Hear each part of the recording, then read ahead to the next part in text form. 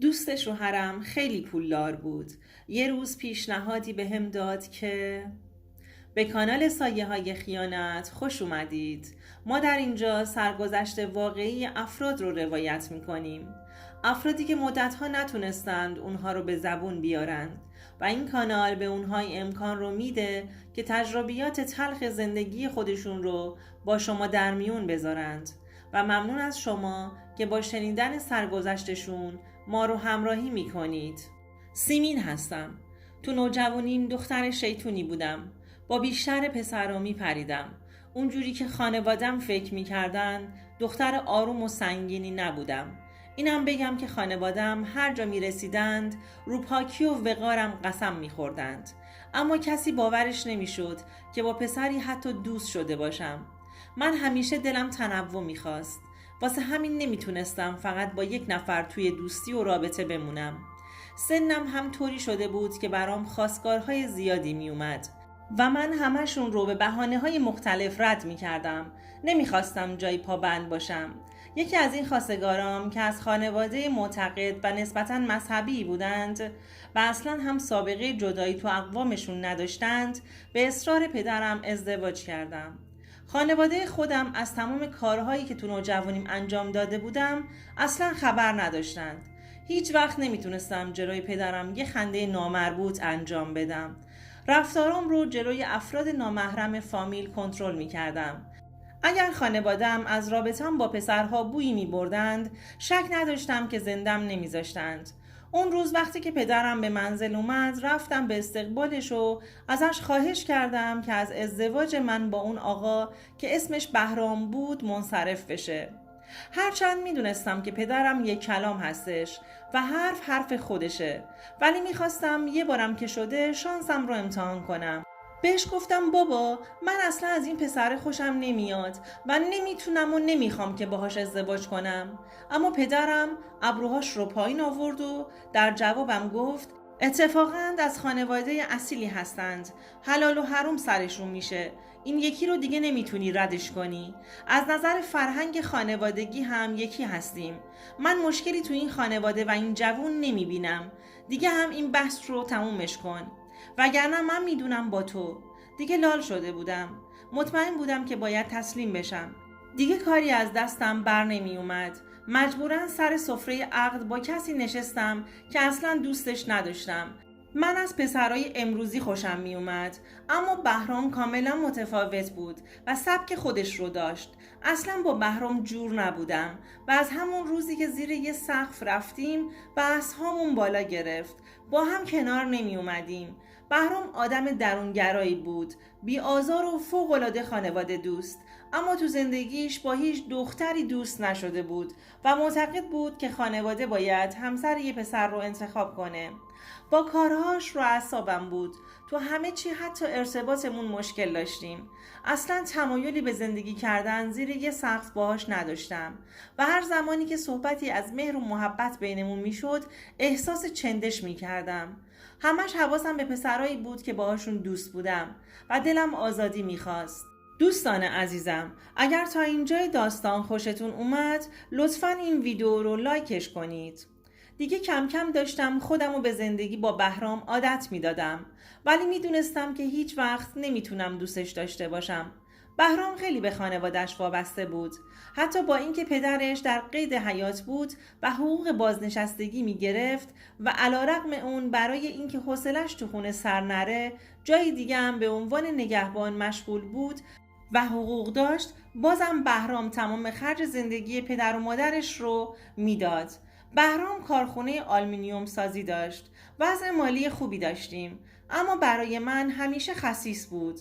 بهرام 3 خواهر داشت که هوای اونا رو هم با اینکه متأهل بودن رو نگه می داشت. همیشه به خواهرش می گفت اگر چیزی کم و کسری دارید مشغول ذمه اید که به هم نگید. اونا هم که اصلا محال بود این جمله داداششون رو فراموش کنند.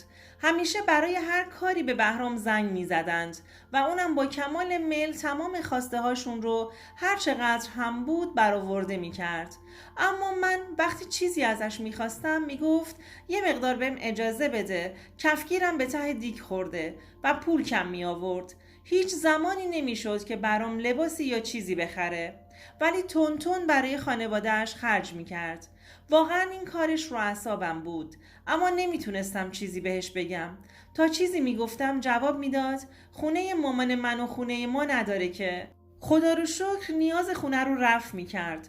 رو خرج خورد و خوراک خونه مشکلی نداشت، چون خودش آدم بخوری بود و واسه خودش کم نمیذاشت. اما واسه من همیشه ساز ندارم رو کوک میکرد. خواهراش با اینکه ریخت و پاششون رو داداششون میداده کلی به خودشون میرسیدند. همیشه یه مدل تنشون بود، ولی من حسرت اینجور چیزا به دلم مونده بود. منم دوست داشتم مثل زنهای دیگه به خودم برسم و خوشتیپ بگردم، ولی بهرام اینجور چیزها رو برام دریغ میکرد. هرسم میگرفت وقتی میدیدم مادر شوهرم بیشتر اوقات مهمانی های بزرگی رو میگیره و کل اقوام رو دعوت میکنه. به سفره دار بودن و دست دلباز بودنش معروف شده بود، اما هیچ کدوم از اون کسایی که تو مهمونی هاشون شرکت میکردند نمیدونستند که اون همه هزینه رو بهرام داده. اگر باز هم چیزی میگفتم در جوابم میگفت تو حساب کن اینها مهمونهای ما هستند، چه فرقی میکنه به چه چیزهایی فکر میکنی؟ اینجوری نکن با خودت، اذیت میشی. من فقط هرس میخوردم که چرا اینقدر بریز و به پاش دارند، اما من حسرت خرید یه لباس ساده رو برای خودم داشتم. وقتی که برای خانواده‌اش مهمونی میگرفت یه سفره مینداختیم از این سر پذیرایی تا اون طرف پذیرایی. میگفت حتما باید چند مدل غذا درست کنم، اما وقتی من خانواده خودم رو دعوت میکردم انقدر باید میگفتم تا یه سری وسایل ها رو فقط برای یه مدل غذای ساده برام بخره و بیاره. بهرام فقط برای خودش و خانواده‌اش دست و دل باز بود، برعکس برای من که همسرش بودم و خانوادم کاملا خسیس بود. من حتی چند بار به خاطر این کاراش و رفتاراش مشاوره رفتم تا شاید بتونم بهرام رو از این وضعیت در بیارم، اما اصلا فایده ای نداشت. بالاخره یه روز تصمیم گرفتم که کار کنم و دستم تو جیب خودم بره تا بتونم نیازهای خودم رو برطرف کنم. و چون مدرک تحصیلیم دیپلم بود و هنری هم نداشتم تصمیم گرفتم که یه حرفه هنری ثبت نام کنم تا بتونم از طریق اون حرفه به درآمد برسم. من یکی از هنرهای زیبایی که کاشت موژه بود رو انتخاب کردم. میدونستم که خانواده همسرم چون یه مقدار مذهبی بودند اگر متوجه می شدن که این رشته رو انتخاب کردم حتما با هم ساز مخالف می زنن. از ته قلبم میخواستم که هیچ وقت متوجه نشند، ولی خب 100% این اتفاق نمی افتاد. من روزها به کلاس می رفتم و اولین بار روی دوستام مدلم رو اجرا کردم. کم کم دستم راه افتاد و مشتریام زیاد شدند. خانواده همسرم هم متوجه شده بودند و نیش و کنایه هاشون هم شروع شده بود. اما چون بهرام بیش از حد به خانواده‌اش وابسته بود تا می اومدم حرفی بزنم تا چند روز بحث و دعوا داشتیم. سعی می کردم سکوت کنم و روی کارم تمرکز کنم تا بتونم خودمو از این زندگی و باطلاقی که توش گیر کرده بودم نجات بدم. کارم اونقدر خوب شده بود که داخل یک آرایشگاه مشغول به کار شدم. درآمدم رو پسنداز می کردم تا بتونم برای خودم چیزهایی رو بخرم که در تمام این 4 سال متأهلی کنار بهرام حسرتش به دلم مونده بود. تو این مدت متوجه شدم که باردار هستم، اما نمیخواستم بچه دار بشم. تصمیم گرفتم بدون اینکه به کسی بگم برم و بچه رو بندازم و این کارو هم کردم. احساس میکردم هنوز موقعیت برای مادر شدن من فراهم نشده. حرفهای مادر شوهرم به گوشم میرسید که میگفت سیمین آبرو برامون نذاشته، این چه کاریه که رفته یاد گرفته و داره انجامش میده. اما من برام هیچ کدوم از این حرفها مهم نبود و پرقدرت‌تر به کارم ادامه میدادم. همین که استقلال مالی پیدا کرده بودم و دستم تو جیبم میرفت و برای خرید وسایل مورد نیازم منت بهرام رو نمیکشیدم برام کافی بود. با اولین جمع شدن درآمدم برای مادرم یه انگشتر طلا گرفتم به نیت روز مادر. آخه همیشه تو این سالها بهرام هر سال روز مادر برای مادرش طلا می‌خرید و برای مادر من یا یه جعبه شکلات و شیرینی و در نهایت با یه بلوز به مادرم تبریک میگفت. با دیدن انگشتر مادرم اونقدر خوشحال شده بود که برام همچنان دعای خیر و برکت میکرد. خوشحالی مادرم برام یه دنیا ارزش داشت. دیگه کم کم داشتم به خرید لباسهای مختلف سرم رو گرم میکردم. اما دلم بیشتر از این لباسها رو میخواست. دلم میخواست واسه خودم موبایل آخرین مدل رو داشته باشم. بهرام هر وقت متوجه می شد که من یه مقداری پول جمع کردم به عناوین مختلف سعی می کرد که ازم بگیره. انگار دوست نداشت که استقلال مالی داشته باشم. من هم به خاطر اینکه بهرام رو واسه کار کردنم راضی نگه دارم گهگاهی یه مبلغی از پولام رو بهش می دادم. یه مدت به همین منوال گذشت تا اینکه یه روز بهرام پول لازم بود. اومد پیشم و بهم گفت چقدر جمع کرده داری تا بهم قرض بدی؟ بهش گفتم بهرام میخوام واسه خودم گوشی بخرم. وقتی که متوجه شد که از هیچ طریقی نمیتونه از خرید گوشی منصرفم کنه گفت حالا که اصرار به خریدن گوشی داری حداقل برو مغازه رفیق من و یه گوشی قسطی بردار. خلاصه با هم به فروشگاه دوست بهرام رفتیم. مصطفی رفیق بهرام خیلی وضع مالی خوبی داشت. با پسر عموش هم شریک بود. فروشگاه خیلی بزرگی داشتند. بهرام با مصطفی از شرایط پرداخت قسطی گوشی صحبت کرد. مصطفی هم قبول کرده بود و گفته بود فروشگاه متعلق به خودته. هر مدل که دوست داری رو انتخاب کن و به پولش هم زیاد فکر نکن. خلاصه پرداخت میکنی. من از فرصت استفاده کردم و گوشی آیفون مدل بالایی رو برداشتم و پولی رو که با کار کردن خودم جمع کرده بودم به عنوان پیش پرداخت گوشی پرداخت کردم. مصطفی به خاطر هزینه مالیات از بهرام خواست که مبلغ رو براشون کارت به کارت کنه. بهرام هم شماره کارت رو گرفت و از فروشگاه بیرون رفت. فقط من مونده بودم و مصطفی و پسر عموش. تو اون فاصله کوتاه وقتی که مصطفی داشت کارهای جانبی گوشی من رو انجام میداد، پسر عموش مهران نگاههای عمیقی بهم مینداخت. یواشکی بهم لبخند میزد. از نگاهاش نسبت به خودم معذب شده بودم. تو اون فاصله مصطفی برای صحبت کردن با گوشی خودش واسه 5 دقیقه از فروشگاه بیرون رفت و مهران هم از فرصت کوتاهش استفاده کرد و شمارش رو روی کاغذ نوشت و بهم گفت این شماره منه. نگهش دار. اگر به هر دلیل نتونستی قسط گوشی رو پرداخت کنی کافیه به من زنگ بزنی. خودم پرداختش میکنم. خشکم زده بود. همون لحظه بهرام وارد مغازه شد و منم شماره رو توی دستم محکم مچاله کرده بودم که نکنه بهرام بفهمه و رفاقتشون به هم بریزه. گوشی رو گرفتیم و اقساط ماهانه منم مشخص شد. خداحافظی کردیم و اومدیم. تو راه همش به فکر حرفهای مهران به خودم بودم. طوری نگاه میکرد که انگار دلش رو برده بودم. دوستان عزیزم، به نظر شما آیا سیمین به بهرام خیانت میکرد؟ لطفاً نظرتون رو برامون کامنت کنید. یه هفته گذشت. یه روز دیدم رو گوشیم یه پیام ناآشنا دارم. مهران بود. حس خوبی نسبت پیام نداشتم. جوابش رو ندادم. به خودم گفتم این چطوری شماره منو داره؟ بعد متوجه شدم موقعی که شماره‌مو به مصطفی داده بودم تا کارای گوشیمو انجام بده این شماره‌مو برداشته بوده. با خودم گفتم دوست بهرام چه پسرعموی نامردی داره که به زن رفیق پسرعموش هم رحم نمیکنه. مهران مرتب پیام میداد و منم گاهی اوقات از سر ادب جواب میدادم.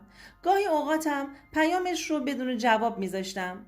1 ماه گذشت. موقع سررسید اولین قسط من بود که تو پیام ها ازش شماره کارت رو خواستم، اما اصرار داشت که حضوری باید برم و کارت بکشم. اون روزا با بهرام به خاطر مسائل حاشیه‌ای قهر بودم و حرف نمیزدم تا بخوام شماره کارتشون رو از بهرام بگیرم.